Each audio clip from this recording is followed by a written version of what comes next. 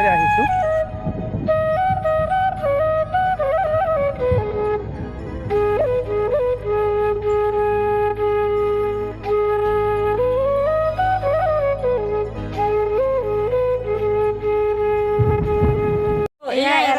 বাইদেৱে আমাক দেখাবলৈ ওলাইছে। এৰা গছৰ বিষয়ে ক'বলৈ ওলাইছে।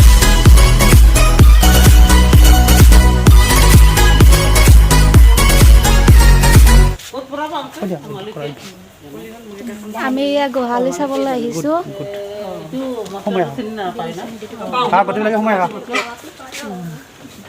বাইদেউ নাম কৈ দিয়া। এয়া অনিতা বাইদেৱে গোহালি চাবলৈ আহিছে। প্ৰধান শিক্ষয়িত্ৰী বাইদেৱে। স্কুলৰ নাম কোৱা। লাল বাহাদুৰ শাস্ত্ৰী বালিকা বিদ্যালয়ৰ প্ৰধান শিক্ষয়িত্ৰী অনিতা বাইদেৱে। বাইদেউ আছে লগত বাইদেউ আছে ভূগোলা খাটনি আৰু লগত আছে ভূগোলা বাইদেৱে। আমাৰ গৰু দেখুৱাই দিয়া এইফালে গৰু চাওঁ আমি দৰ্শকসকলক গৰুটো দেখুৱাই দিয়া। আৰু দৰ্শকসকলক এয়া গৰু দেখাবলৈ ওলাইছোঁ। গাখীৰ কিমান ওলায়? ওলাই এতিয়াতো ইমান ওলোৱা নাই। এনে কি খোৱাৰ দানা আৰু হেৰি মানে গা ধুৱাই থাকেনে? চাফা কৰি থাকে আৰু গাখীৰ কোনে খীৰাই? ভৰা আহি থাকো আজিতো আহি নাই আৰু এই যে যতনা মানুহ যতন কৰা মানুহ কেই টাইম দানা দিয়ে? 2 টাইম দানাত কি কি থাকে? চাপৰ আৰু কিবা ইমান ডাঙৰ ডাঙৰ আৰু ঘাঁহবিলাক কোনে কাটি দিয়ে? এইটো যত্ন কৰা এইটো কেঁচা ঘাঁহ দিয়া হয়নে? কি কেঁচা ঘাঁহ দিয়া হয়নে? কেঁচা ঘাঁহ নাই নেকি খেৰ দিয়া হয়। এইটোতো খেৰ দিয়া হয়। মানে ঘাঁচ দিয়া হয় নে? ঘাঁচ দিয়া হয়নে? আৰু গাখীৰ ঠিকে ওলায়? গাখীৰবিলাক বিক্ৰী কৰে নে ঘৰত ৰাখে?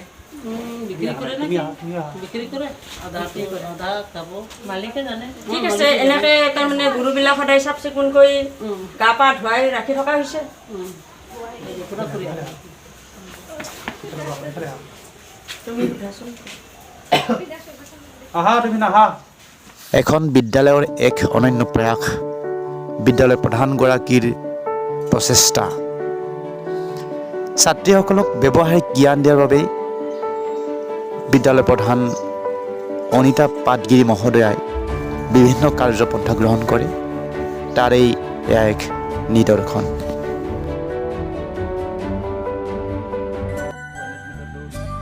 তাৰপিছত আমাৰ ডিছকাছ আৰু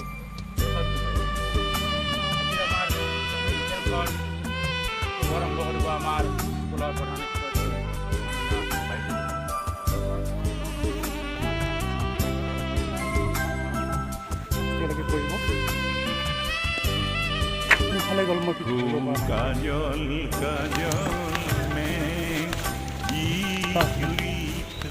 আমি ফিল্ডৰ কাৰণে আহিছোঁ। আজিকালি বিদ্যালয়বিলাকত বহুত প্ৰজেক্ট দিয়া আৰম্ভ কৰিছে ভৱিষ্যত প্ৰজন্মৰ কাৰণে, প্ৰেক্টিকেল জ্ঞান দিয়াৰ কাৰণে। তাৰে কিয়দাংশ মই আপোনালোকক দেখুৱাম ইউটিউবৰ জৰিয়তে। আশা কৰোঁ আপোনালোকে ভুল ভ্ৰান্তি হ'লে ক্ষমা কৰিব। আচলতে ভিডিঅ' বনোৱাৰ অভ্যাস নাই, আৰম্ভ কৰিছোঁ। এইবিলাকত পোকে ধৰিছে অলপ, এই পাতবিলাক পোকে ধৰিছে। এইবিলাকত নিশ্চয় আপোনালোকে ঔষধ লগাব লাগিব, নহ'লে আৰু আলুৰ আমাৰ এই ব্লাইট বেমাৰ আছেতো, এই ব্লাইট বেমাৰে যদি ধৰে তেতিয়াহ'লে আলুবিলাকৰ পাতবিলাক যেতিয়া দুৰ্বল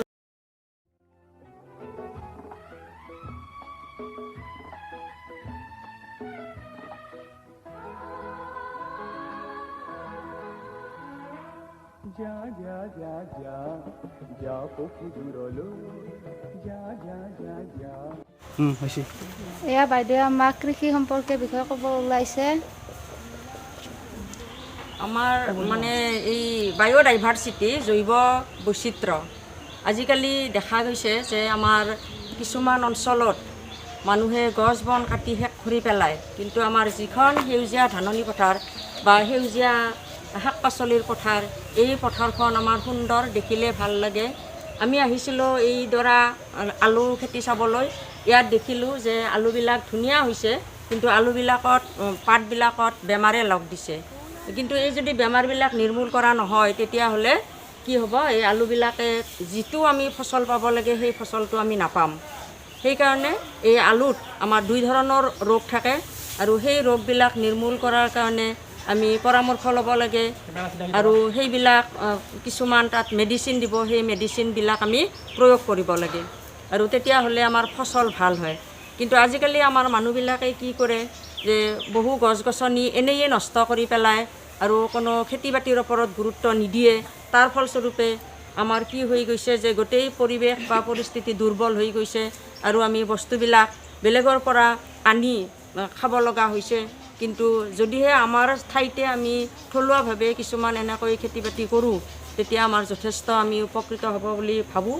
আৰু আমাৰ চাৰিওফালৰ যিটো সেউজীয়া ধৰণী, সেউজীয়া মানে যিটো দেখা গৈছে পৰিস্থিতি, এইটো যেতিয়া থাকিব তেতিয়া আমাৰ ঠাণ্ডা গৰম এনেধৰণৰ কোনো বেছি কথা নাথাকে যে ঠাণ্ডাৰ দিনত ঠাণ্ডা হ'ব, গৰমৰ দিনত গৰম হ'ব। তোমালোকে জানা যে হিমালয় পৰ্বতৰ বৰফ গলিবলৈ আৰম্ভ কৰিছে, কিন্তু তাৰ কাৰণ হ'ল কি যে আমাৰ মানুহবিলাক হৈছে অত্যন্ত অত্যাচাৰী। আমি গছ বনবিলাক কাটি নষ্ট কৰি পেলাওঁ, সেইটোৱে আমাৰ কাৰণ। আৰু ইয়াত লগে লগে আমি গৰুৰ মানে অলপ দেখিলোঁ যে ইয়াত কি সুন্দৰকৈ গোহালিত গাই গৰু পুহি থৈ দিছে আৰু তাৰ কি ধুনীয়া চাফ চিকুণ কৰি ৰাখিছে।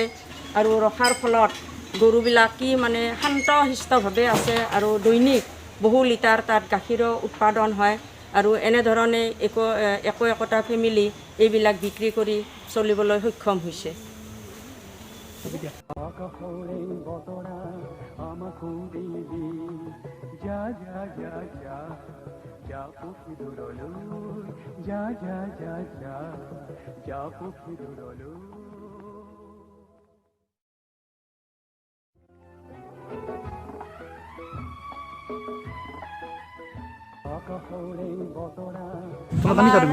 তৈল বীজ আৰু ইয়াৰ পৰা আমাৰ ঔষধো তৈয়াৰ কৰা হয়, ঔষধি গুণসম্পন্ন।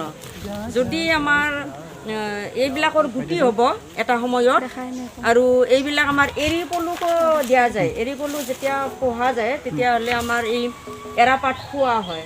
তাৰোপৰি এটা আমাৰ গুৰুত্বপূৰ্ণ কথা, ইয়াত যেতিয়া গুটি লাগিব, তোমালোকে দেখিছানে ক'ৰবাত এৰা গছত গুটি হয়, যেতিয়া গুটিবিলাক শুকায় সেই গুটিৰ পৰা তেল বনোৱা হয়। আৰু সেই তেলটো আমাৰ যদি মানে ক'ৰবাত আমি হাত ভৰিত মচকা খাওঁ বা ভাঙে তেতিয়াহ'লে সেই তেলটো তাত যদি লগাই দিয়া যায় তাৰ পৰা আমি অতি সোনকালে উপক্ৰম হ'ব পাৰোঁ। আনকি যদি আমি গুটি নাপাওঁ, এই যদি আমাৰ ওচৰত থাকে এই এৰা গছৰ পাতটো আমি মোহাৰি তাৰ পৰা যিটো ৰস উলিয়াওঁ, সেই ৰসটো ক'ৰবাত যদি আমাৰ বিষ উৎপন্ন হৈছে, যেতিয়া আমি তাত দিম তেতিয়া আমাৰ সেই বিষটো নাইকিয়া হৈ যায়। গতিকে তোমালোকে মনত ৰাখিবা, তোমালোকৰ যদি ঘৰৰ ওচৰে পাঁজৰে এৰা গছ আছে তেতিয়া তোমালোকে কাটি ধ্বংস নকৰিবা, কাৰণ এইটো আমাৰ মহৌষধ। গতিকে তোমালোকৰ মা দেউতাকো ঘৰত ক'বা যে এইবিলাক কাটিব নালাগে। আমাৰ স্কুলত এইবিলাক ছাৰ বাইদেউসকলে কৈ থাকে। গতিকে এইবিলাক আমাৰ ঔষধি গুণসম্পন্ন গছ হয়, ইয়াৰ পৰা আমাৰ যথেষ্ট উপকাৰ আছে। তালুত দিয়ে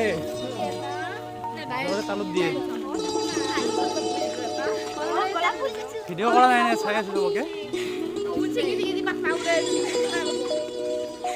জীবনে মৰণে আমি হেৰি কৰি দিওঁ, চুলিৰ গুৰিবিলাক মজবুত হয়, চুলিবিলাক সোনকালে নপকে, আমাৰ চুলিৰ কাৰণে ভাল। আৰু যদি ভিটামিন থাকে, কোনোবাৰ যদি কঠিন হয় তেতিয়া আমলকুৰ ৰস খালে সোনকালে উপশম হোৱা দেখা যায়। গতিকে আমি আমলকুটো ঔষধ হিচাপে ব্যৱহাৰ কৰি